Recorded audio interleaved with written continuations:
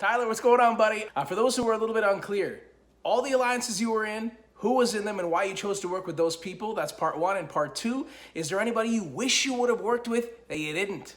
And why not? All right. So I was in the committee. I was in my Triple Threat Alliance with Enzo and Cody. I had a Final Two deal with Christmas. So I was definitely involved in a lot. But my strategy this time was not to go out and be the one to form these alliances because I didn't want people to think I was overplaying like I kind of did on my first season. So I kind of waited at first for people to come to me, and that's how I ended up in the committee. Um, Enzo, Cody, and I kind of just naturally fell together. And then Christmas and I, it just clicked because Casey's my close friend outside of the house. Josh is her close friend. So we came together. But people who I wanted to make something work with, definitely Janelle, because she's a legend. But at the beginning, I could tell that she didn't really trust me much. I also really wanted to make something work with Bailey and Davon, obviously, but the Slick Six just was not working.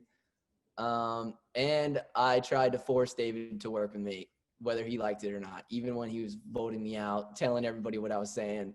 I just really wanted to work with David, and he refused. Freaking lame-o. Oh, man.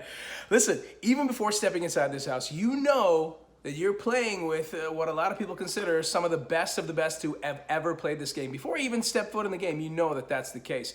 So I'm curious, earlier this season, there was a moment when you were chatting really honestly with Bailey and Davon, and you basically said, you know what? Maybe I should step aside so you two can move further towards the win in the game. Take me back to your thought process at that moment in time. Yeah, I knew coming in, like, I might be going in with the best of the best, and to even be considered an all-star is still mind-blowing to me.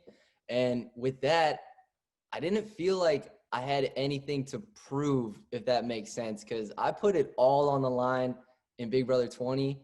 I went 100%, and this time was different for me. It took me a while to get back in that mindset because I don't want to be idolized for being a good liar, a good manipulator. I wanted to play a clean game. I wanted to do the right thing. And a lot of times, what my heart felt was not what was right for my game, but I still went with what my heart felt anyway. So going back to that Bailey and Davon situation, that was just my heart coming through. Like, I felt for them. I felt like I hadn't done enough for them to avoid being on the block.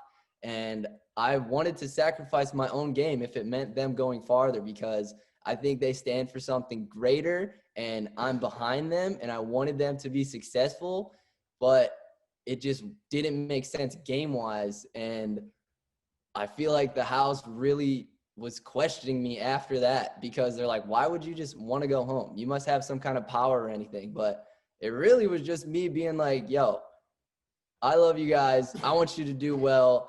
If that means I go, then I want to go. But it didn't work out that way. And afterwards, it made me sad. But afterwards, game wise, I kind of had to click it on and be like, all right, I'm here. I need to play. Let's get to the end and let's win this thing. So that was kind of a turning point for me there. And I'm sad it happened the way it happened. I wish Bailey could have stayed longer, but man, it definitely made me turn on the game mode for sure. Okay, anybody who's watched this game knows that Big Brother is like a game of chess, and your move to get Nicole out, swing and a miss. Didn't work out, man. But inquiring minds want to know, who are you hoping was going to vote with you and Christmas to help get Nicole out? Yeah, that freaking move, man. So I had been prefacing with Enzo for weeks, like, man, listen, Nicole is Cody's secret weapon. If we don't take out his secret weapon, he's going to pick her over us. And I was throwing a shot in the dark last minute during that double. It was so hectic. And I was hoping that Enzo was going to vote out Nicole. But he wanted to stay true to Memphis and Cody. And I get that, but it was a huge move, man. And he had the opportunity. and it didn't happen. And it fell back on me. That's just how it goes. All right, give it to us straight. Who deserves to walk through those jury house doors next? Uh, I don't know if there's anybody I want to see in the jury house because I like them all. Don't get me wrong, but man, I'm more interested to see somebody come to the jury house. I'm not rooting against anybody right now. Dude, you've been apart from your honey bunny schnooky dookums for like weeks and weeks, months now, actually. You got some work to do. You got some game to play. You're in the jury. You're going to help decide who's going to take home the money and the title. But listen, we all know you're pretty amped for that reunion, man, with you and Angela, a.k.a. Tangela, reunited once again.